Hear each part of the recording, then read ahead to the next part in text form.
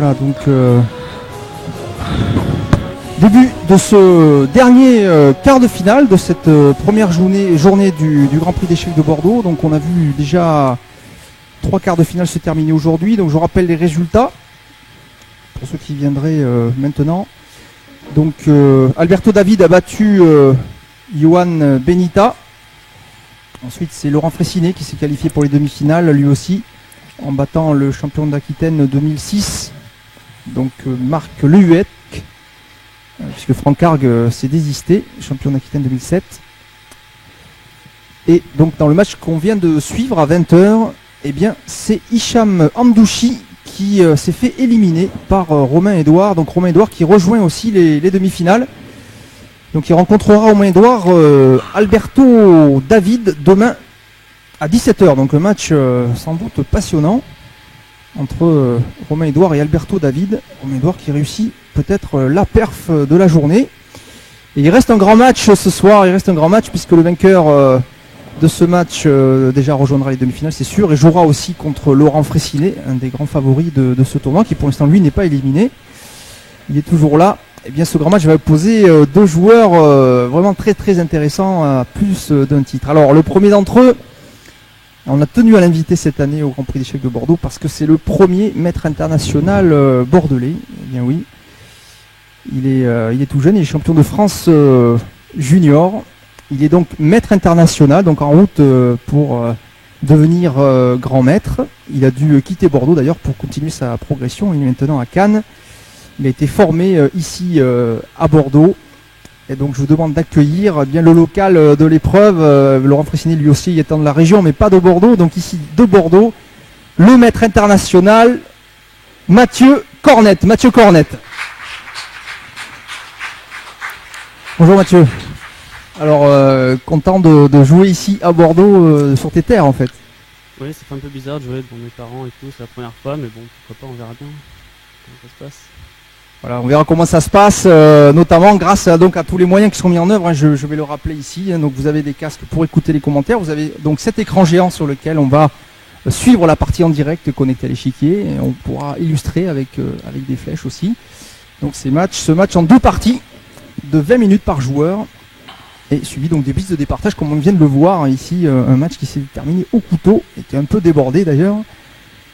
Voilà, donc le premier participant ici, le maître international Mathieu Cornette. Alors, face à lui, un des grands joueurs français, c'est un des premiers grands maîtres internationaux en France. Il y a 30 ans en France, il n'y avait aucun grand maître international.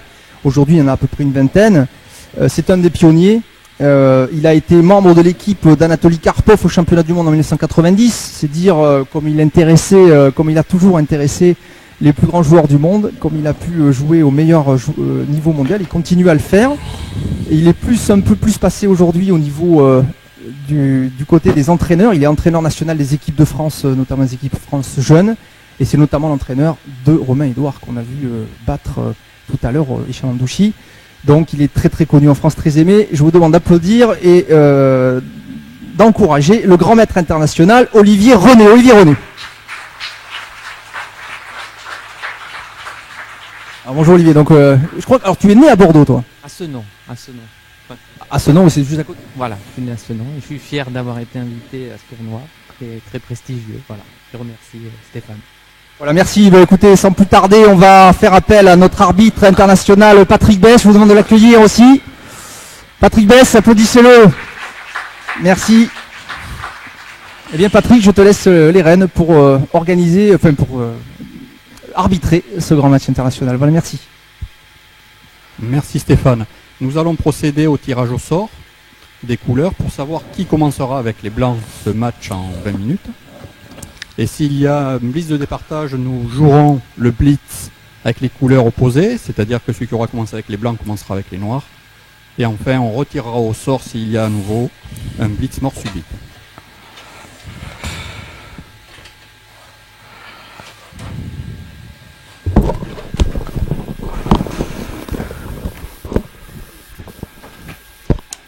Voilà, donc on y est. Donc si vous nous entendez, levez la main. Voilà, c'est bon, donc tout marche bien. Donc alors oui, il faut attendre un peu. Hein, c'est Mathieu Cornette qui a remporté le toss. Il débutera donc le match avec les noirs.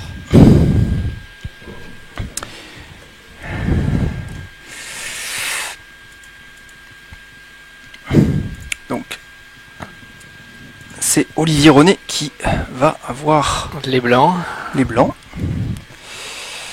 Alors faut pas tenir compte des coups qui sont là en fait, ça va pas jouer. Alors par contre il y a un souci avec la pendule, juste je demande à Messieurs, vous êtes prêts? peut-être, Bonne partie. Oui, ben, voilà c'est parti, voilà tout parti. simplement là, c'est tout de suite. Donc D4, début du pion de dame, cavalier F6, C4, et là, E6, cornette ne joue pas l'Est indienne. Alors nous sommes ici Mais- aux commandes, Stéphane Laborde avec Renaud Lagune, président de l'échiquier bordelais.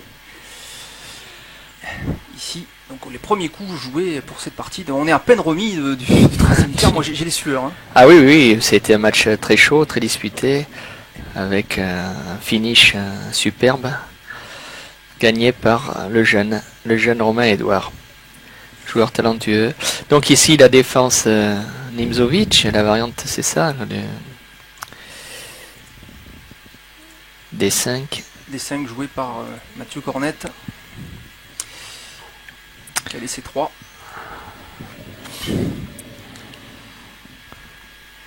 Voilà, donc c'est un début du pion dame. Donc c'est un gambit-dame en fait, un gambit-dame accepté là, il vient de prendre Mathieu Cornette. Voilà, donc on prend le centre ici, sur la case ici centrale, ici, on a poussé le pion C4 pour s'échanger contre le pion central, et on va sans doute reprendre du fou. Voilà, tranquillement. Alors c'est un peu comme au foot, Renaud, quand on a les blancs en premier, il faut surtout ne pas perdre. Il faut, oui, essayer de tenir la position et de faire valoir ce fameux avantage du trait, qui est le fait de commencer la partie et donc d'imposer quelque part sa loi avec cette avance d'un temps qu'on essaie de garder le plus longtemps possible. Prendre l'initiative, jouer. Et le joueur des Noirs, lui, il est censé essayer d'égaliser et de créer le plus vite possible des problèmes aux Blancs pour pouvoir animer la partie. Donc ici, fou B4, c'est un des thèmes de l'idée E6, c'est de placer le fou en B4. Il attaque le cavalier, surtout l'idée c'est de contrôler la case E4. Évidemment. Voilà, avec le fou et le cavalier, on empêche les blancs de jouer E4, qui est l'idée aussi du coup dame E2, on protège la poussée. On a vu ça déjà dans une partie tout à l'heure. Donc le cavalier, le fou ici peut s'échanger à tout moment contre le cavalier qui contrôle la case E4. Voilà. Oui, mais il va attendre pour s'échanger. Il va pas donner tout de suite le fou contre le cavalier. Donc là, il organise ses pièces, ça y est, proprement. Les deux joueurs ont fait un début soigné. Petit roc opposé au petit roc.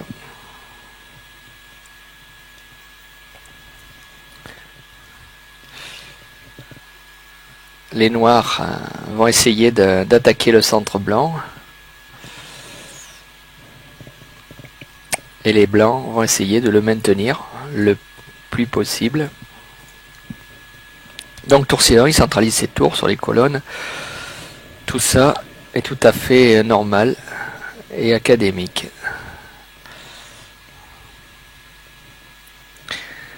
Alors tour 8, Mathieu, lui, est un fin tacticien, bon calculateur, qui est imaginatif, créatif. Moi je le connais bien puisque je l'avais entraîné pendant quelques années. Voilà, c'était. Donc c'est une satisfaction pour toi de le voir maintenant. Tout à fait. Avoir atteint ce niveau-là. Bien sûr, c'est ce qui me conforte dans mon idée de continuer à développer les échecs sur le plan bordelais, ce que j'avais fait en créant le club de la rue Buan en 92.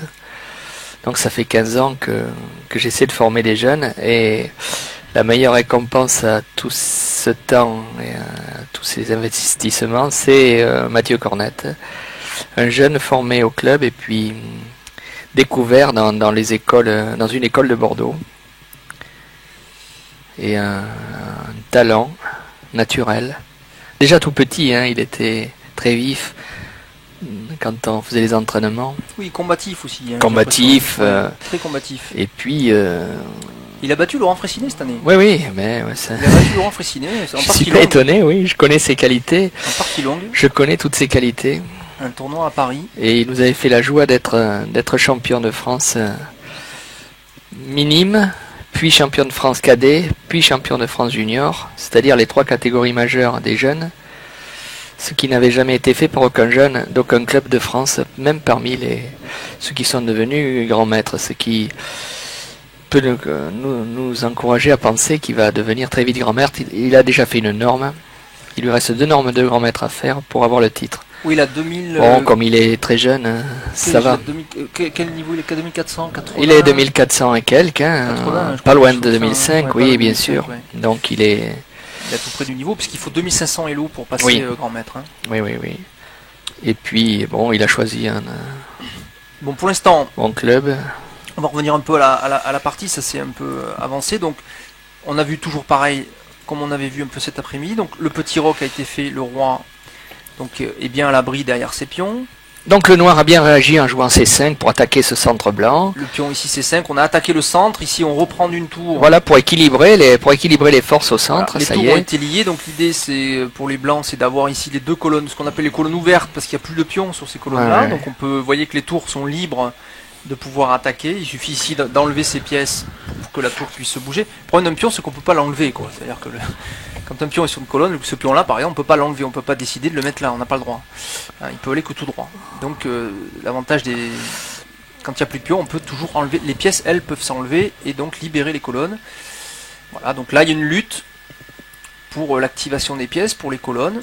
Ici le dernier coup ici de Mathieu Cornette qui avait laissé 5 propose un échange de tours. On voit l'intérêt que les tours soient liées. Là aussi le petit roc a été fait, le roi est bien à l'abri derrière les pions. Et en cas d'échange sur cette tour ici, eh bien la tour A8 peut revenir en D8 et donc on remplace une tour par une autre, d'où l'intérêt de lier les tours, Oui, et de pouvoir coulisser. ne pas concéder une colonne à l'adversaire. Donc il essaie de contester la colonne. Donc il joue tour D8 pour soulager la pression des tours sur la colonne D. Alors on peut dire sur ce match que Olivier René est peut-être légèrement favori, mais Oui, bon, parce qu'il est assez grand équilibré. maître, qu'il est grand maître d'expérience, Il a l'expérience. qu'il a... Mais Mathieu a la jeunesse avec lui, et donc voilà, donc ça peut très bien être un atout aussi. Je pense que Mathieu aura plus de chance dans les parties rapides Ah, c'est déjà des parties rapides. que dans les... Je parle des Dans les blitz, blitz. dans les blitz, Dans les hein, blitz. s'il y a les blitz, plus que dans les parties de 20 minutes où Olivier et René va sans doute Faire jouer un peu ne la pas se stratégie. laisser déborder Ouais. facilement. Dernier coup d'Olivier René, B3. Pourquoi pas, donc ça protège à 4. Hein, donc, parce que les noirs pouvaient menacer de prendre... Fou ici prend C3 et cavalier prend A4. C'était de- une des menaces. petite Gagner un menace. pion, bon. Il a défendu. Discutable, hein, parce qu'il y avait des... Il faut prendre le 6 après, avec la tour qui attaque le cavalier. Enfin, c'est compliqué, parce qu'il peut y avoir des échanges de tours, on va pas rentrer là-dedans. Mais voilà, donc petit coup B3, je protège le pion A4 qui est quand même sous menace du cavalier. Et je soutiens aussi le fou C4, Oui. accessoirement. Oui. Voilà. Bon, ce fou C4 est pas très heureux là sur cette case, accroché à son pion. Accroché au pion B3. Oui, accroché au pion B3. Les pièces noires sont quelque peu plus libres. Tour C8. Donc tour C8, voilà. Sans craindre tour prend tour. Il prendrait de la tour. Dans Oui, ce cas-là, il aurait oui, joué oui. 2 fois la tour. Mais c'est pas grave, puisqu'il y aurait récupération de la colonne D. Donc il faudrait sans doute que Les le blancs blanc joue aussi tour D1 tour D1. pour s'opposer à la colonne D. Donc là c'est Tour tour prend tour, ce qui est fait, tour prend. On va sûrement reprendre. Alors, il peut prendre la tour ou envisager de la dame, mais non. Non, il va prendre la Parce que tour. s'il avait pris de la dame, probablement les blancs auraient joué tour D1 et la dame aurait dû rejouer. Donc là, en prenant de la tour, sur tour D1, on peut envisager d'échanger les tours. Donc voilà, les noirs ont totalement égalisé cette position, Alors, équilibré. Petit avantage au temps pour Mathieu Cornette, donc il s'en sort bien pour Oui, l'instant. 2 oui, minutes il d'avance. connaît bien son sujet. C'est un gars qui prépare bien ses débuts. Cavalier D4. Il travaille beaucoup pour essayer d'obtenir ces 2 normes qui lui manquent. Oui, alors le problème des normes aussi aujourd'hui, c'est de trouver des tournois fermés, c'est ça aussi, parce qu'il n'y en a pas beaucoup. Voilà, donc c'est la fédération qui propose aux jeunes espoirs français des tournois à l'étranger quand ils obtiennent des invitations, ou en France quand il y a des tournois organisés dans certaines villes. Donc ici, cavalier des 4, voilà, donc ce cavalier obtient une belle case. Hein, une belle case. Si on veut déloger ce cavalier à la case des 4, il faut jouer le pion E5, mais Ça affaiblirait la ça diagonale. affaiblirait évidemment la diagonale. Donc ça donnerait de l'air à ce fou et qui taperait sur le pion F7. Donc ce cavalier est bien installé Il est en, bien en installé, D4. ouais, il est très bien en D4. D'autant plus que sur E5, ce cavalier pourrait aller sur la case F5 Voilà. en plus, très fort. Très bien installé en On l'a vu tout à D4. l'heure, c'est le fameux cavalier Kasparov Oui, qui vaut un pion, oui, paraît-il. oui, Selon Kasparov. oui. Le cavalier sur la 5e, bien installé, oui. Ouais. Donc, bon, C'est parce qu'un cavalier ici attaquerait la dame oui, et en plus attaquerait le pion G7. oui, et il ne serait pas prenable par le pion E, puisque... si, il serait prenable par le pion E Donc on ici, oublie oui, bien ce, sûr. ce coup, Oui. ce coup E5 semble pas du tout une option. Hein. Donc ce Ouais. cavalier du coup est très fort parce que donc du coup il est protégé par le pion E3 et il bouche l'action de cette tour D8. Alors très souvent, les joueurs d'expérience se contentent d'améliorer constamment leurs pièces. Ils ont le souci d'avoir des pièces bien placées. Parce qu'ils oui, bien placées sur des bonnes cases et actives, parce qu'ils savent que tôt ou tard, Ça servira. la pièce active et bien placée va Tôt ou tard ça sert. faire quelque chose, C'est utile. va participer à une combinaison. Alors attention. Ouais, cavalier D7 c'est intéressant. L'idée ça pourrait être de jouer de cavalier E5 pour attaquer ce fou. Ou une autre idée peut être de jouer cavalier C E4, peut-être, et pour éliminer le cavalier noir, et puis pour essayer d'envahir cette case E4, l'autre cavalier pouvant faire le relais sur C5 et E4. Alors sinon une autre idée, j'étais en train de calculer, sur cavalier E5, le fou a pas de case et on menace en plus, cavalier prend fou. Oui. Non, pas cavalier prend fou. D'abord, fou prend cavalier C3. Par exemple, fou prend. Ensuite, cavalier prend fou. Et sur dame prend. Fou D5. Gagne le pion B3. Enfin, en tout cas, semble le gagner. Bon, faut calculer peut-être plus précisément. Enfin, voilà. C'est compliqué, hein, la position. Hein. Là, il peut commencer à y avoir des choses. Hein. Il n'y a pas beaucoup de pièces échangées. Il n'y a eu que 2 pions d'échanger. Hein, les pions C et D. Hein, sur ces 2 colonnes-là, on voit bien qu'il n'y a plus de pions du côté blanc ni du côté noir. Ils ont été échangés. Voilà, cavalier C2 d'Olivier René. Voilà, il veut décider le fou. Le fou doit s'échanger. Hein. Alors, ça s'appelle poser la question. Le fou doit s'échanger, puisque s'il se retire à A5, il y a une fourchette, je Il y a crois, non B3, B4. B4. Attaque à la fois le fou A5 et le cavalier C5, gagne une pièce. Tout simplement. Donc il faut sans doute prendre. Ou alors, si un autre coup possible, c'est de jouer A5. Ouais, mais jouer à 5, après cavalier prend, Protéger pion le fou. prend, Cavalier prend. les pions seront doublés Pion prend et on pourrait et ensuite pas très venir, beau. venir en B5. On aura concédé la paire de fous, on aura des pions doublés qui seront une faiblesse. Il semblerait qu'effectivement le coup Non, je pense que prend fou cavalier prend semble cavalier forcé. a l'air forcé, semble forcer. sauf si un coup tactique nous échappe.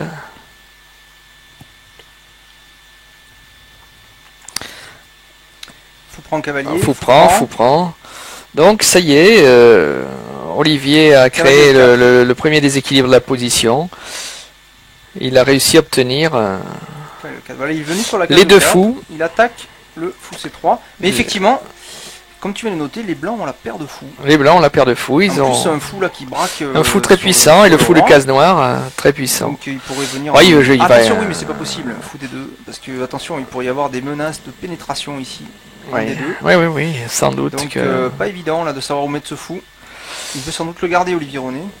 Oui, il va peut-être jouer fou B2, je sais pas. C'est pas sûr hein, qu'il veuille le garder. Il peut aussi envisager cavalier D4. Hein. Oh, je pense qu'il va garder le fou. Ce fou m'a l'air. Le fou est attaqué tout de suite. Voilà. Donc il a joué. Voilà, il n'a pas gardé. Il a pas gardé. Il n'a Bon. pas joué cavalier D4, mais cavalier E1. Cavalier, hein. Peut-être temps maintenant de prendre. Sans doute il va prendre Mathieu Cornette ici. Je suis étonné qu'il ait pas gardé le fou. Oui, parce que c'est un fou puissant quand même, hein, qui Oui, oui, était oui, sur oui. case noire, ici Ouais. qui tapait sur G7, Oui. même si c'est la seule pièce hein, qui pour l'instant est active contre le roi, mais c'est vrai que c'était un fou qui avait l'air puissant. Donc cavalier au Ben 4, oui, et surtout qu'il n'avait pas d'opposant, puisque... le fou C3, voilà, cavalier prend. Donc voilà, il fou prend. rétablit l'équilibre des forces. Voilà, bien sûr.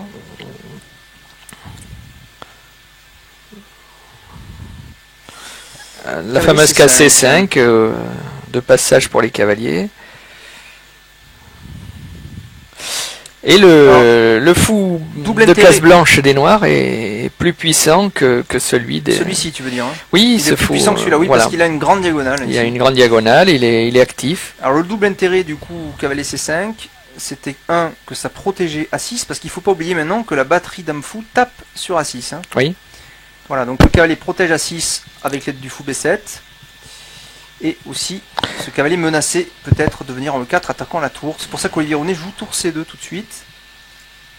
Voilà. Oui, il veut pas... Il ne veut pas laisser le Parce cavalier qu'il- attaquer la Peut-être tour. qu'il a envie de jouer B4 Il peut jouer, oui. bien un sûr. jour ou l'autre pour chasser Bien ce sûr, cavalier. bien sûr, bien sûr. Et il veut pas qu'il y ait cavalier prend un 4 Oui, avec oui, tempo oui. sur la tour C3, donc il a sorti sa tour. Et il veut jouer tour D2. En même temps, cette tour était en l'air, donc il fallait toujours avoir l'œil dessus, se Alors, dire... il a fait ouais. la petite fenêtre. la petite fenêtre qui évite le fameux mat du couloir. Le roi pourra venir se cacher sur cette case en cas d'échec sur la première rangée plus tard dans la partie. Donc c'est un coup prophylactique, comme on a pu le dire cet après-midi, Ouais, et puis avec un Y. il commence à mettre les pions sur case noire. Donc H6, G7, B6 sur case noire. Comme tu disais, un coup à profil tactique. Voilà. Profil tactique.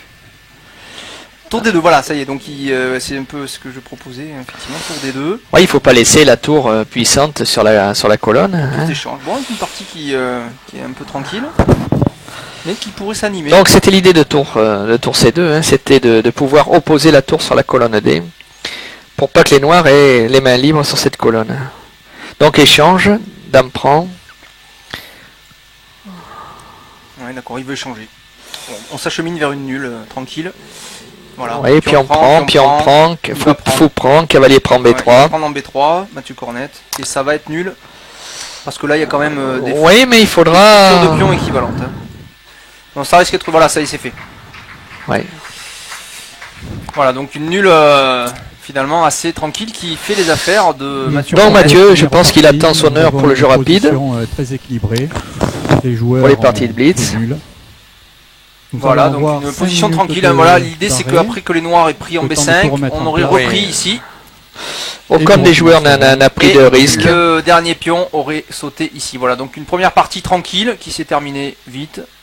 Voilà. Aucun joueur n'a pris de risque. Ils ont... Quelques minutes de pause. Alors, à signaler que